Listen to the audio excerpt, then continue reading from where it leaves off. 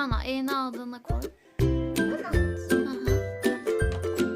Evet, tamam, yeterli Rana.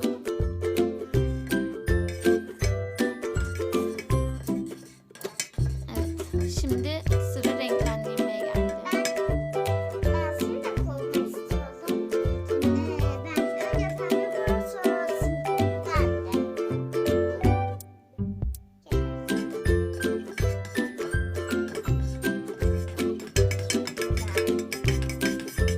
Arkadaşlar benimkisi muhteşem koktu.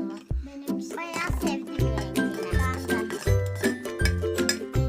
Çıtasını koyalım. Wow. Benimkine de birazcık koy. Çok güzel oldu.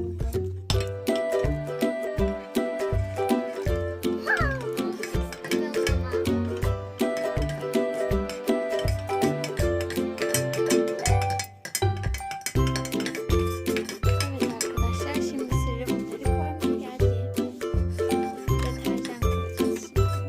Bayağı ağırlaştı arkadaşlar. Karıştır Rana.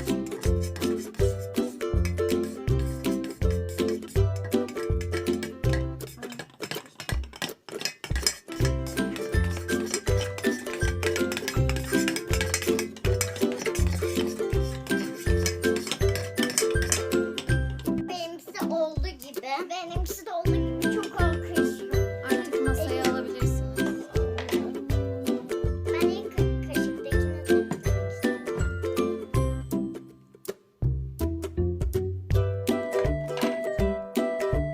Ben şöyle çevirmek istiyorum ama çeviremiyorum. Yardım edebilir miyim? Tamam arkadaşlar, biz bunları masaya alıp geliyoruz.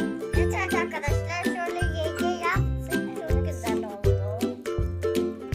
Böyle açın bakalım böyle. Açamıyoruz. Arkadaşlar gördüğünüz gibi böyle. Bence arkadaşlar dünyanın en büyük slime'ı